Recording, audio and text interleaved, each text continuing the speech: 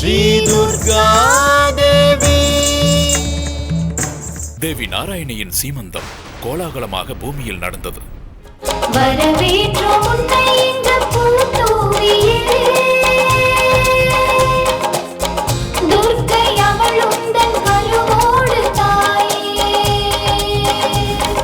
காலதேவனிடம் பாதாள பைரவி உன்னுடைய மரணத்திற்கு காரணம் நீதான் என்று உரைக்கிறாள். உன்னை அழிக்கப் போகின்ற சக்தி வடிவமான கண்ணியும் அதே இடத்தில்தான் பிறக்கப் போகிறாள். தனு தன்னுடைய மந்திர சக்தி மூலமாக நடந்து கொண்டிருக்கும் நாராயணியின் சீமந்தத்தை காட்டுகிறாள். இப்பொழுது அவளுடைய வயிற்றில்தான் உன்னுடைய சத்ரு வளர்ந்து கொண்டிருக்கிறது.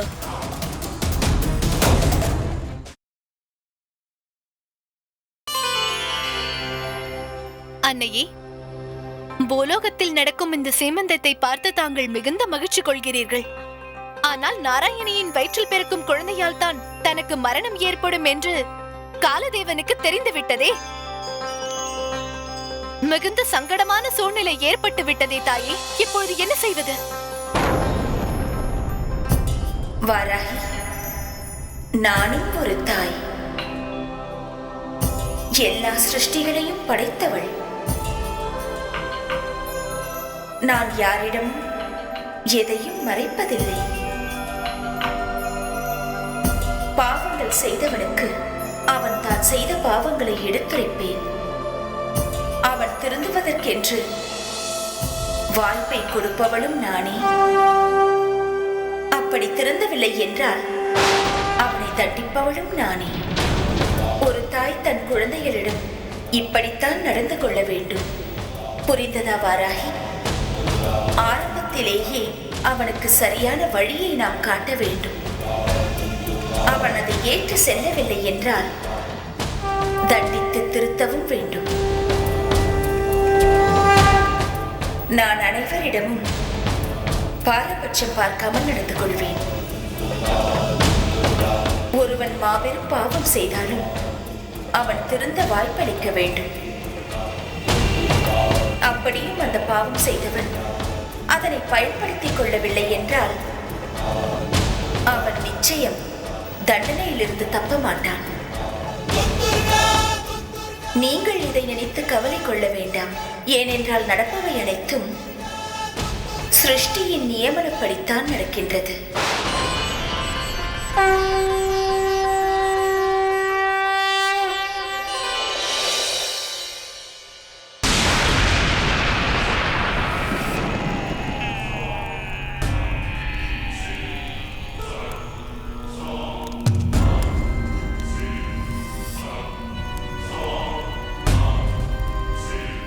ரம்கரன், நீங்கள் இருவரும் உடனடியாக பூலோகம் செல்லுங்கள். அங்கிருக்கும் ரிஷி கார்த்தியாயனரையும் அவரது மனைவியையும் இங்கே இழுத்து வாருங்கள். செல்லுங்கள்.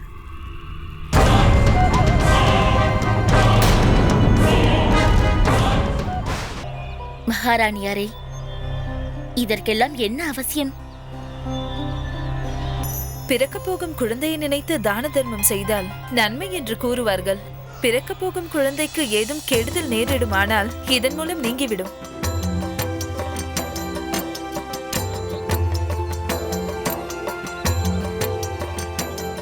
மனுவிரத மகாராஜா, தாங்கள் எங்கள் மீது மிகவும் அன்பு காட்டுகிறீர்கள். இந்த அன்பிற்கு பிரதிபகாரமாக நாங்கள் உங்களுக்கு என்ன செய்ய போகிறோம்? உங்களுக்கு நாங்கள் மிகவும் கடமைப்பட்டிருக்கிறோம் மகாராஜா. ஏன் பெரிய வார்த்தை பேசுகிறீர்கள் மகரிஷி? தாங்கள் என் ராஜ்யத்திற்கு வந்துள்ளீர்கள். தங்களுக்கு சேவை செய்வதில் எனக்கு மிகவும் மகிழ்ச்சியாக உள்ளது மகரிஷி. அதற்காக நான் தான் தங்களுக்கு நன்றி சொல்ல வேண்டும்.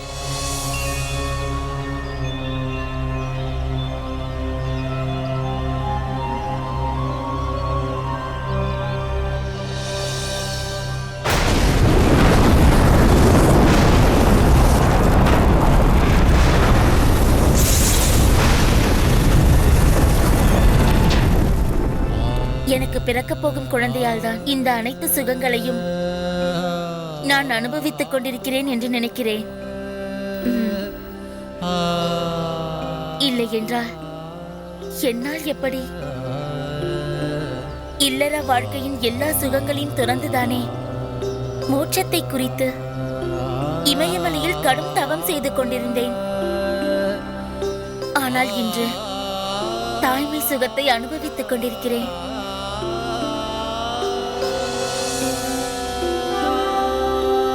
அம்மா, இவர்களுக்கு பிறக்க போகிற குழந்தைக்கு பேரை கூட தேர்ந்தெடுத்து விட்டேன்.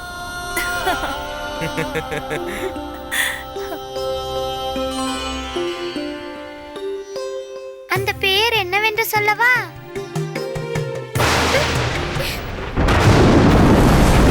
அம்மா, அசுரர்கள் வருகிறார்கள்.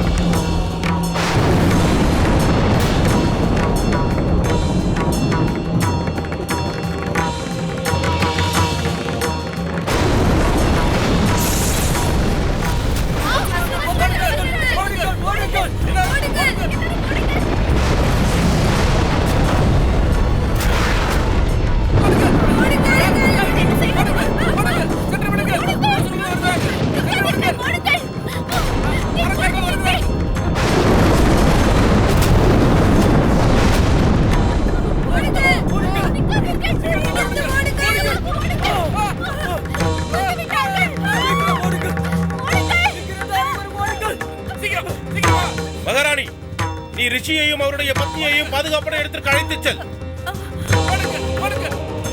மந்திரி சாளுக்கியரே, சொல்லுங்கள் மகாராஜா. நீங்கள் ரிஷியின் பாதுகாப்பிற்காக இங்கேயே இருங்கள். அப்படியே செய்கிறேன்.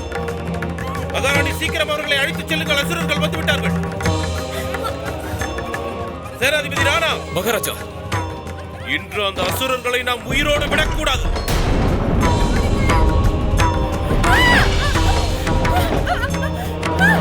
முனிவரை கதவை சாற்றுங்கள்.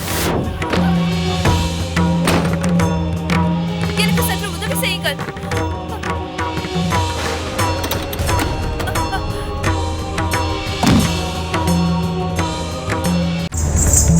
ஸ்ரீ துர்கா தேவி,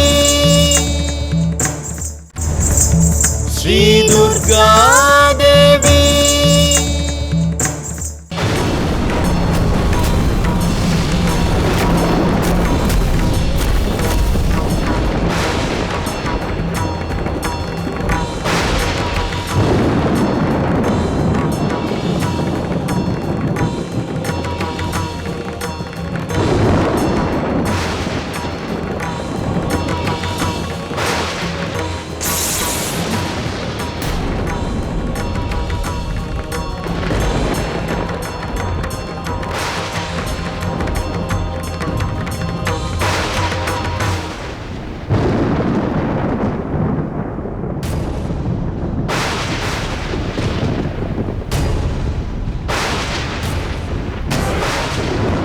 ரம்கரன், என்னிடம் தோற்ற பிறகும் உங்களுக்கு கர்வம் குறையவில்லையா? மறுபடியும் எந்த தைரியத்தோடு என்னிடம் போரிட வந்தீர்கள்? ஏய் மனுவிருதா, காத்தியாகினரையும் அவரது மனைவியையும் எங்களிடம் ஒப்படைத்து விடு. இல்லை என்றால் உன்னுடன் சேர்ந்து உனது பிரஜைகளும் அழிந்து போவார்கள். அப்பாவி மக்களை தண்டனைக்குள்ளாக்காதே மனுவிருதா. நான் சொல்வதை கேள். ரிஷி காத்தியாயினரும் அவருடைய பத்னியும் எங்களுடைய விருந்தினர்கள். அந்த தம்பதியருக்கு சேவை செய்வதுதான் எங்கள் முதல் கடமை. அவர்களுடைய பாதுகாப்பிற்காக எங்கள் உயிரையும் இழக்க தயாராக இருக்கிறோம். எக்காரணம் கொண்டும் பின்வாங்க மாட்டோம்.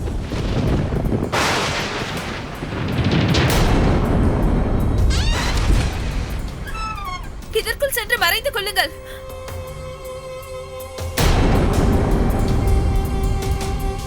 சீக்கிரம். நாங்கள் இதனுள்ளே வா. பேசுவதற்கான நேரமில்லை மகரிஷி. சீக்கிரம் இந்த அறைக்குள் செல்லுங்கள். உங்களை காப்பாற்ற வேண்டியது என் கடமை. செல்லுங்கள். வா தேவி.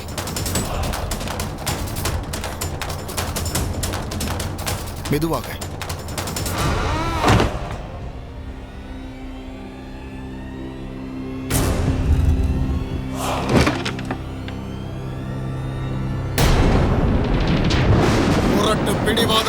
மனுவிருதா. இன்று என்ன நடந்தாலும் சரி, அந்த முனிவரையும் அவரது மனைவியையும் எங்களது பாதாள உலகத்திற்கு அழைத்துச் செல்வது உறுதி.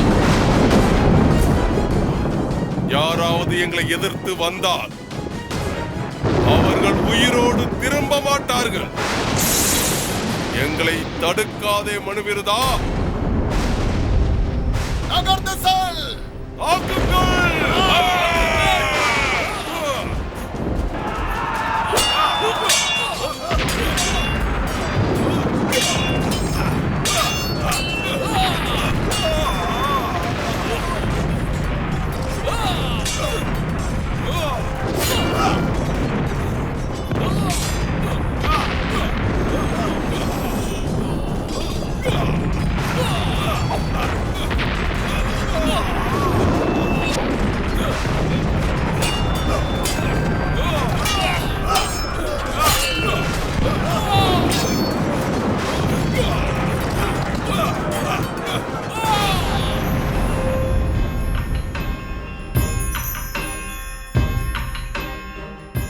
இப்பொழுது நம் மான மரியாதையை விட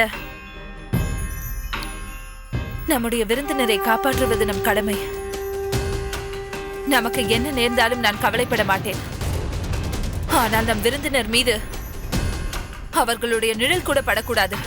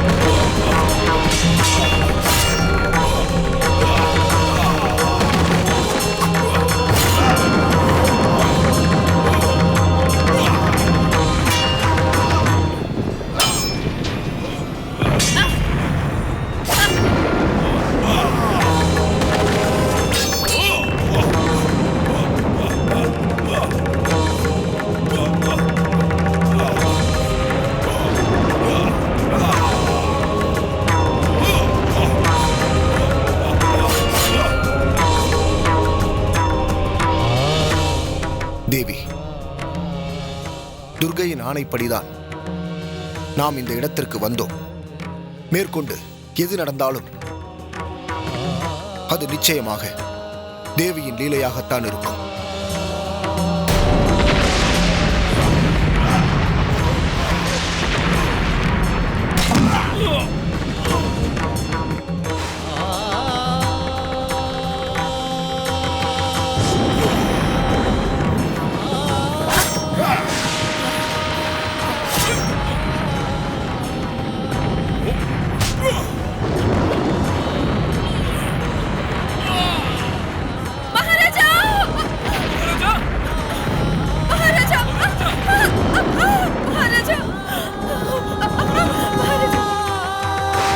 மிகவும் அநியாயமாகிவிட்டது.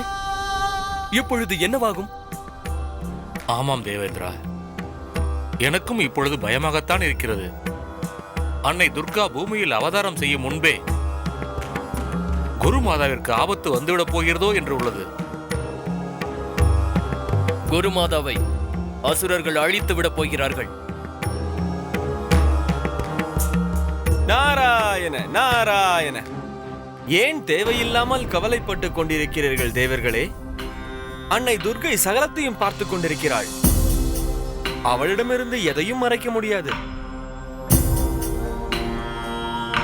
நீங்கள் தேவையில்லாமல் கவலைப்படுவதை விட்டு பூலோகத்தில் அன்னையின் லீலையை பாருங்கள். எது நடந்ததோ, எது நடந்து கொண்டிருக்கிறதோ, எது நடக்கப் போகிறதோ, அவை அனைத்தும் அன்னை துர்கா தேவியின் லீலை அல்லவா? நாராயண நாராயண.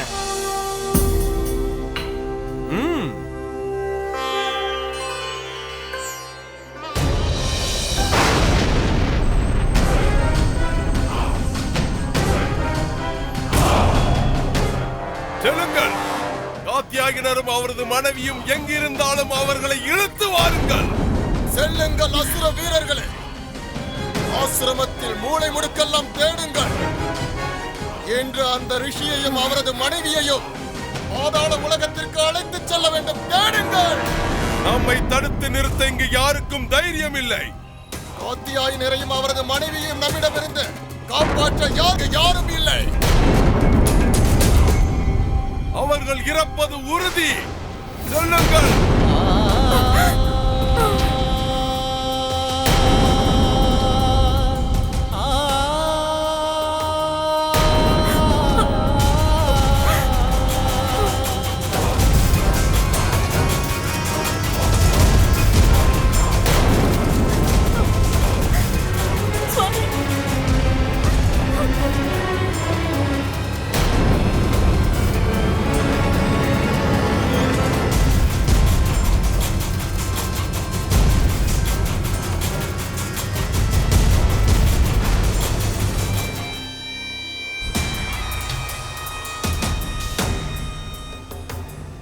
ஆசிரமம் முழுவதும் தேடி பார்த்து விட்டோம். அவர்களை காணவில்லை.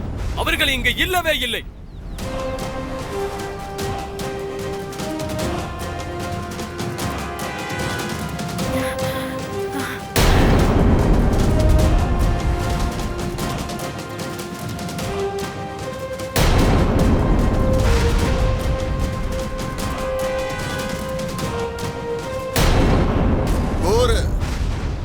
அவர்கள் இருவரும் எங்கே?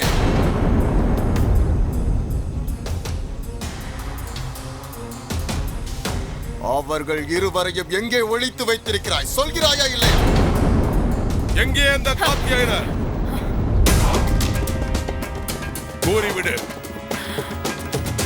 இல்லை என்றால் உன் உயிரை நான் எடுத்து விடுவேன்.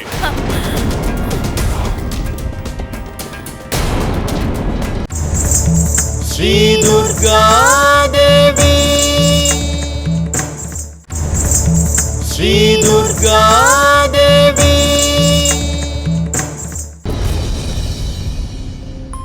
அன்னையே,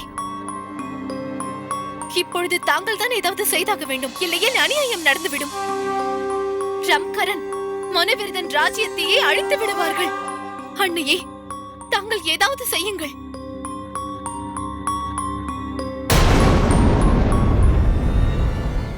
என்னுடைய உயிரை பற்றி எனக்கு கவலை இல்லை ராம். ஆனால் எங்களுடைய விருந்தினரை எக்காரணம் கொண்டும் காட்டிக் கொடுக்க மாட்டோம். அதற்காக எங்கள் உயிரையும் தியாகம் செய்ய நாங்கள் தயாராக இருக்கிறோம்.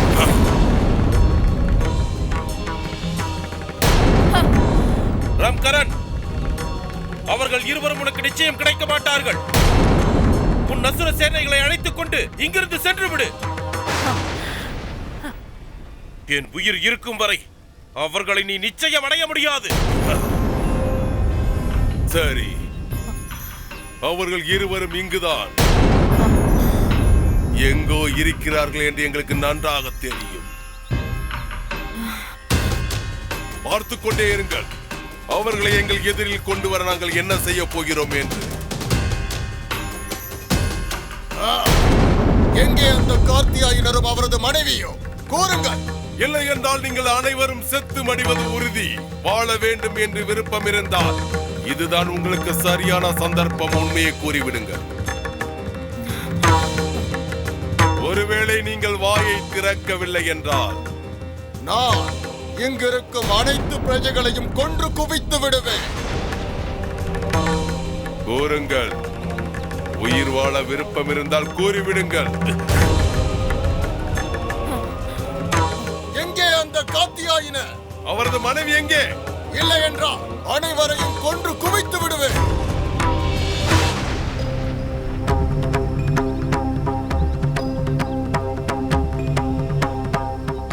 இங்கே பார் மனுவிரதா, உண்மையை கூறவில்லை என்றால் முதலில் இந்த அழகான பெண் குழந்தையை கொல்லப் போகின்றேன்.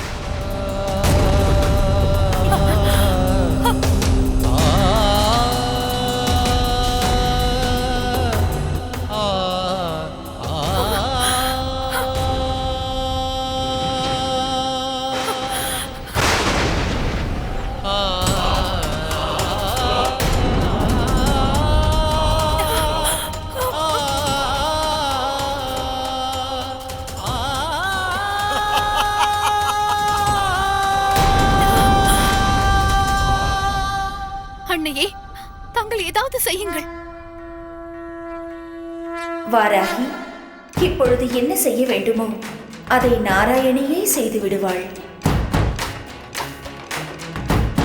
உலகில் நான் அவதாரம் எடுப்பதற்கு எதற்காக நாராயணியை தேர்ந்தெடுத்தேன் என்ற காரணத்தை இன்று உலகம் புரிந்து கொள்ளும் நேரம் நெருங்கிவிட்டது. ஏனென்றால் துர்க்கையை சுமப்பவள் ஒரு சாதாரண பெண்ணாக இருக்க முடியாது. துர்க்கைக்கே அன்னையாக போகும் பாக்கியம் பெற்றவள் நிச்சயம் தெய்வீக சக்தி படைத்தவளாக இருப்பாள். இன்று அந்த தாய் நாராயணியின் பதிவிரத தர்மத்திற்கும் தாய்மைக்கும் சோதனை நாளாகும்.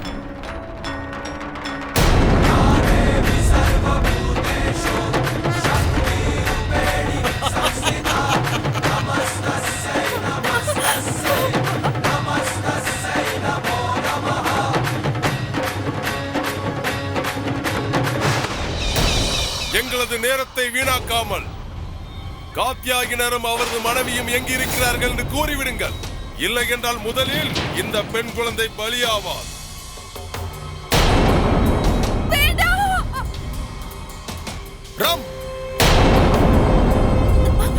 நரன், என் மகளை விட்டுவிடு. அப்படி என்றால் இவள் உனது மகளா?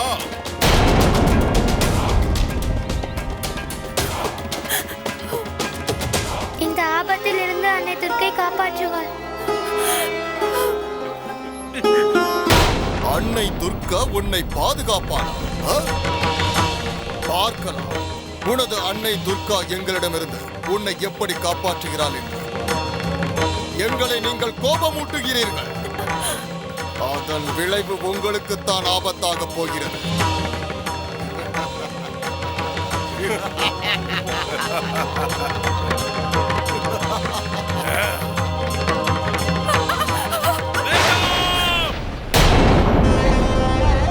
இதற்கு மேல் என்னால் இங்கு பொறுமையாக இருக்க முடியாது சுவாமி. இங்கு உள்ள அனைவரும் நம் மீது எவ்வளவு அன்பு காட்டினார்கள், மரியாதை கொடுத்தார்கள். நாம் அவர்களுக்கு பிரதி உபகாரம் ஏதாவது செய்தாக வேண்டும். அதற்கு உண்டான நேரம் வந்துவிட்டது சுவாமி. இருந்தாலும் தேவி, உன் வயிற்றில் வளரும் குழந்தையை சற்று யோசித்துப் பார். உன் தாய்மை ஆசை என்னாவது? குழந்தை செல்வத்திற்காக நான் அடுத்த ஜென்மம் வரை காத்திருக்கிறேன் சுவாமி.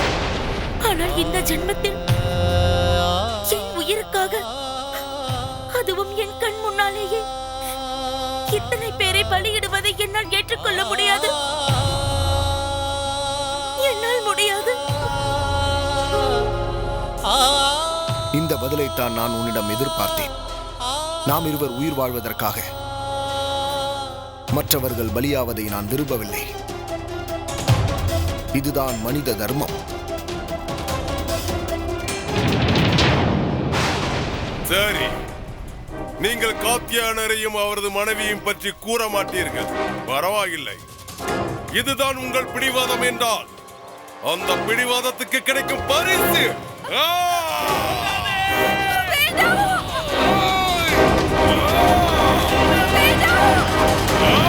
நிறுத்துங்கள்.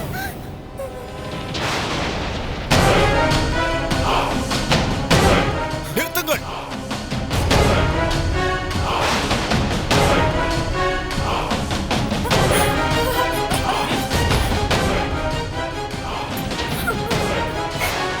விடுங்கள். அந்த குழந்தையை விட்டு விடுங்கள். நாங்கள் இருவரும் உங்கள் கண் முன்னால் வந்துவிட்டோம். எங்கு கூட்டி செல்ல வேண்டுமோ அங்கு அழைத்து செல்லுங்கள். ஆனால் எங்களுக்காக இந்த குழந்தையை பலி கொடுக்காதீர்கள். எங்களுக்கு தேவை நீங்கள் இருவர் மட்டும்தான். நாங்கள் எதிர்பார்த்தது போல் நீங்களே வந்து விட்டீர்கள். மகாராஜா, எங்களை பற்றிய கவலை சிறிதளவும் தங்களுக்கு வேண்டாம். ஏனென்றால் நீதியின் வழியில் நடப்பவர்களை இந்த அசுரர்களால் ஒன்றுமே செய்துவிட முடியாது. சத்தியத்தின் வழியில் நடக்கும் எங்களுக்கு மரண பயமே கொஞ்சமும் கிடையாது. எங்களுக்கு அந்த கால தேவன் என்ன, காலனாலும் மரணத்தை தந்துவிடவே முடியாது.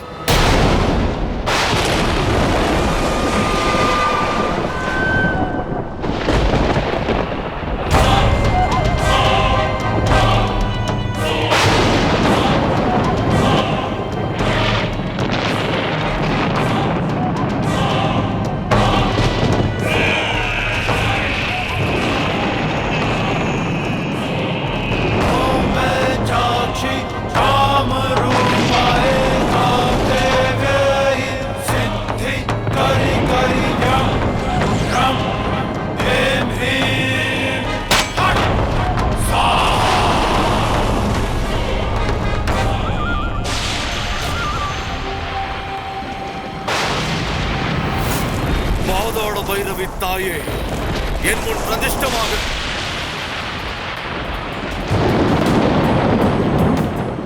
எனக்கு காட்சி தாருங்கள் தாயே, எனக்கு காட்சி தாருங்கள். என்னுடைய மன ஆசைகள் பூர்த்தியாகுமா இல்லையா என்று சொல்லுங்கள். தோன்றுங்கள் தாயே, என் கண் முன்னே இப்போது தோன்றுங்கள்.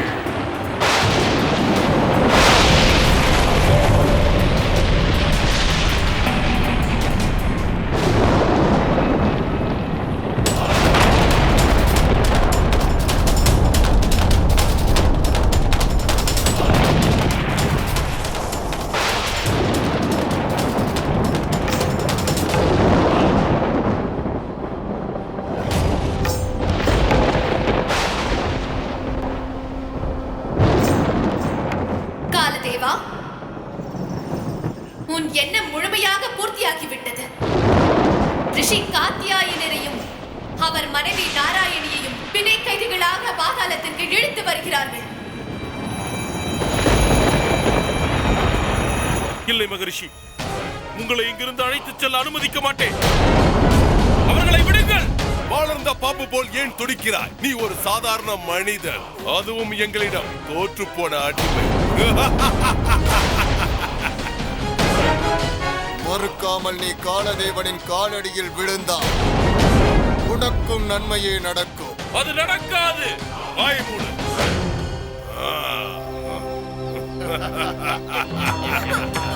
ரம்கரன், அவர்கள் இருவரையும் விட்டு விடுங்கள். இதோ விட்டு விட்டேன். சித்ரா,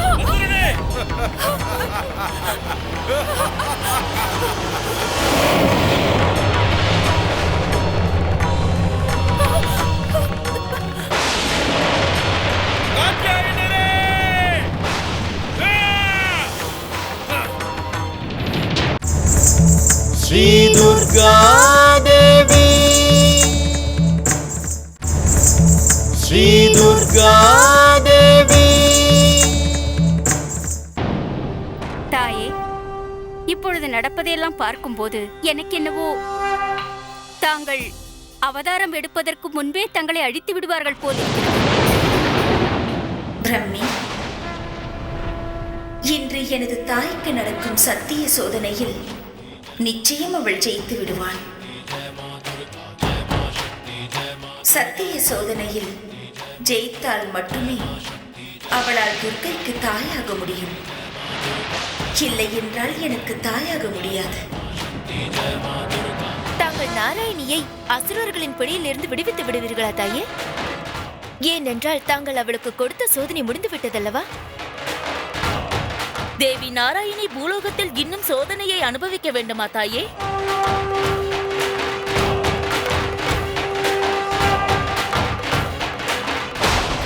பாதாள பைரவி தாயே, இன்று உன் ஆசீர்வாதத்தால் நீதியையே நான் மாற்றி அமைத்து விட்டேன். என் மரணத்தை சுமந்து வருபவளை நான் பார்த்து வருகிறேன். எனக்கு கொடுக்கப்பட்ட சாபம் எப்படி நிறைவேறுகிறது என்று பார்க்க போகிறேன். அந்த 9 கன்னியர்கள் எப்படி பிறக்கப் போகிறார்கள்? அவர்கள் பிறப்பிற்கு முன்பே காலதேவன் அவர்களை அழித்துவிடப் போகிறான். துர்க்கையை உன்னாலும் என்னை அழிக்க முடியாது. ஏனென்றால் காலதேவன் அழியாதவன், சர்வ வல்லமை படைத்தவன், உன்னை விட உயர்ந்தவன். தல இயற்கையையே மாற்றும் வல்லமை படைத்தவன். வாழ்க்கை என்றால் என்ன? இயற்கையின் வழியில் சத்தியத்தின் முறையில் நடப்பதுதான். அனைத்து சோதனைகளையும் தாங்க வேண்டும். பாவம் புண்ணியத்திற்கு இடையில் சோதனைகளையும் தாண்டி எவன் என்னை நினைத்துக் கொண்டிருக்கின்றானோ, இயற்கை அவனை மேன்மேலும் சோதனைக்குள்ளாக்கி கொண்டே இருக்கின்றது. அந்த மனிதன் என் மீது முழு மனதோடு நம்பிக்கை வைத்து, இவைகளெல்லாம் சோதனைகள் அல்ல, என்னுடைய ஆசீர்வாதங்கள் என்று நினைத்து முழு மனதோடு அவைகளை எதிர்கொள்கின்றானோ, அவனுக்கு துணை நின்று சோதனைகளிலிருந்து விடுபடச் செய்வேன். இதுதான் பிரம்மி, மனிதன் வாழும் முறை. சேனாதிபதி ராணா அவர்களே, மந்திரியார் சாளுக்கிய அவர்களே, ரிஷி காத்தியாயனாரும் அவருடைய பத்னியும் நம்முடைய விருந்தினர்கள். அவர்களுக்கு எக்காரணம் கொண்டும் எந்த ஆபத்தும் நேர்ந்து விடக் கூடாது. வாருங்கள் என்னுடன்.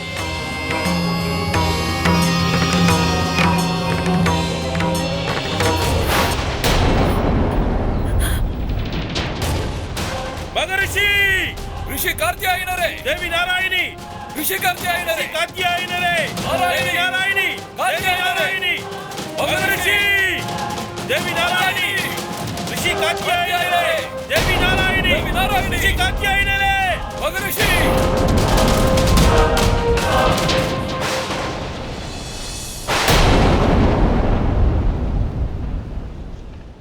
பாதாள பைரவி தாயே, இன்று உனக்கு பலி கொடுக்க போகிறேன். இன்று உன் பாதப்படியில் ரிஷி காத்தியாயனரையும் அவர் மனைவியையும் பலியிடப் போகிறேன்.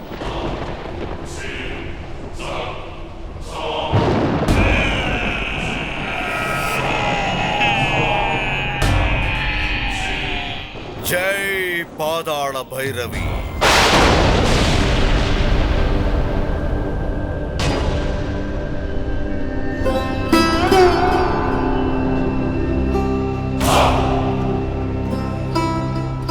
அபசகனமாகிவிட்டது.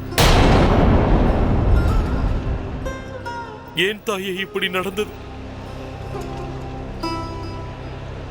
மகாராஜா மனுபிரதன் இனிமேல் வாழ்வதற்கே தகுதியற்றவனாகிவிட்டான் தாயே. தாங்கள் என்னிடம் நம்பி ஒப்படைத்த கடமையிலிருந்து நான் தவறிவிட்டேன் அம்மா.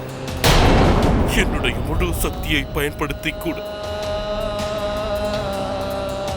அவர்களை என்னால் காப்பாற்ற முடியவில்லை தாயே. மன்னித்து விடுங்கள்.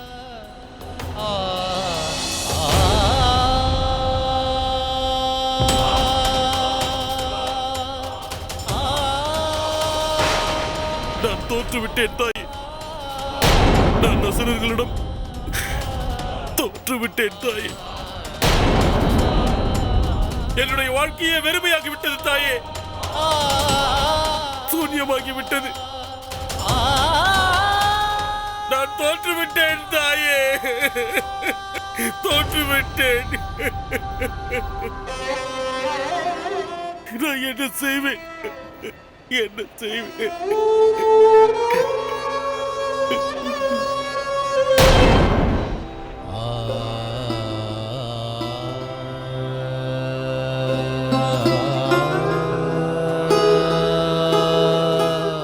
என்ன இது?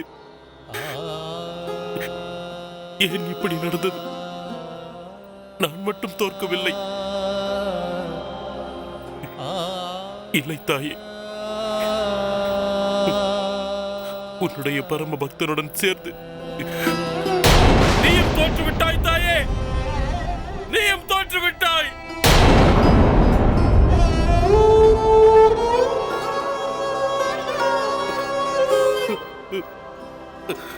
அம்மா,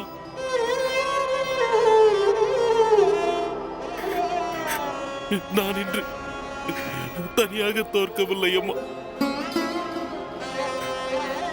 இந்த உலகத்தில் உள்ள பக்தர்கள் தோற்றுவிட்டார்கள். உன்னை நம்புகிறவர்கள் தோற்றுவிட்டார்கள். உன் சக்தியை நம்பும் பக்தர்களும் தோற்றுவிட்டார்கள். இனி உன் பக்தர்கள் உன்னை நம்ப மாட்டார்கள். உன்னுடைய லீலையை எங்களால் புரிந்து கொள்ள முடியவில்லை. நம்பிக்கை தோற்றுவிட்டது, நாணயம் தோற்றுவிட்டது, சத்தியம் தோற்றுவிட்டது. நான் தோற்றுவிட்டேன் தாயே, நான் தோற்றுவிட்டேன். மனதை திடப்படுத்திக் கொள்ளுங்கள், தைரியமாக இருங்கள் மகாராஜா. எப்படி தைரியத்துடன் இருப்பது? என்ன செய்ய சொல்கிறாய்? என்னுடைய முழு தைரியம், வீரம் அனைத்தையும் இழந்து நிற்கிறேன்.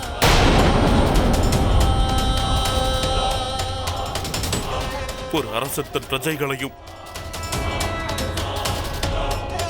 தன் நாட்டையும் தன்னுடைய தர்மத்தையும் காப்பாற்ற முடியாமல் தோற்று நிற்கிறார். அவனுக்கு அரசனாக இருக்க எந்த தகுதியும் இல்லை.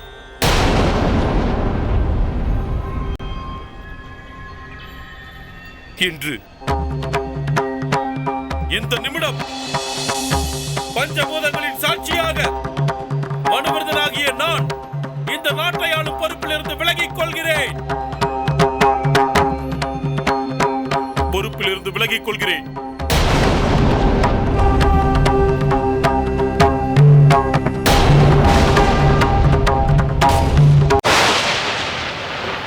தாயே பாதாள பைரவி, இன்று விதியை நான் மாற்றியமைக்கப் போகிறேன். இதனால் எல்லாம் மாறிவிடும்.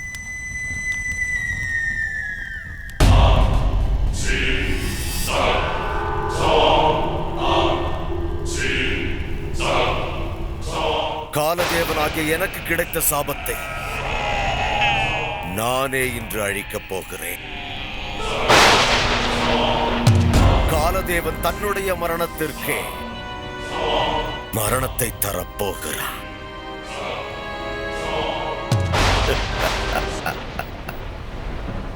வேண்டாம் மகாராஜா, தாங்கள் மனம் உடைந்து போய் தங்கள் நாட்டையும் பிரஜைகளையும் அனாதையாக விட்டுவிட்டு செல்வது சரியில்லை மகாராஜா.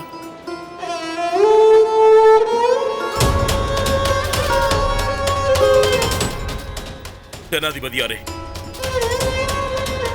நான் இந்த நிமிடமே என் அரச பதவியையும் அரண்மனை வாசத்தையும் துறக்க முடிவு செய்து விட்டேன். வேண்டாம் மகாராஜா, வேண்டாம். அவசரப்பட்டு இந்த முடிவு எடுக்காதீர்கள். நீங்கள் இம்மாதிரி கடுமையான முடிவை எப்படி எடுக்கலாம் மகாராஜா? அதுவும் இல்லாமல் மகாராணியாரிடம் நான் என்ன கூறுவேன்? குழந்தை சித்ராவிற்கு என்ன சொல்வேன்? மகாராஜா, தங்களுடைய இந்த முடிவை தயவு செய்து மாற்றிக்கொள்ளுங்கள். சேனாதிபதி ராணா, மந்திரி சாளுக்கியாரே, செல்லுங்கள். நீங்கள் இருவரும் ஆசிரமத்திற்கு செல்லுங்கள். ஆனால் மகாராஜா,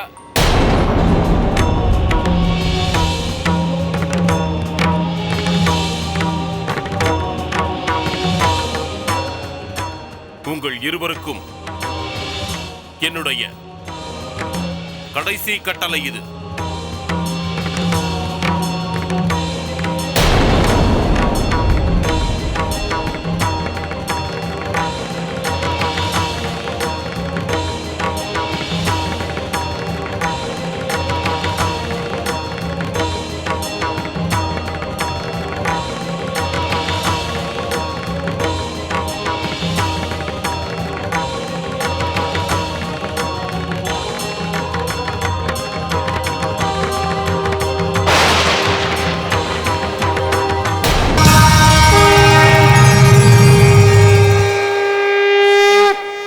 உன் கருவில் இருக்கும் அந்த குழந்தையை நிச்சயம் நான் பிறக்க அனுமதிக்க மாட்டேன்.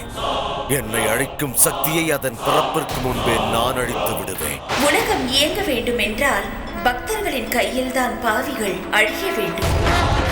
ஒரு பக்தனின் சக்தி அவனுடைய ஆராதனைகளிலும் நம்பிக்கை, திட சிந்தனைகள் மூலம்தான் நிறைவேறும்.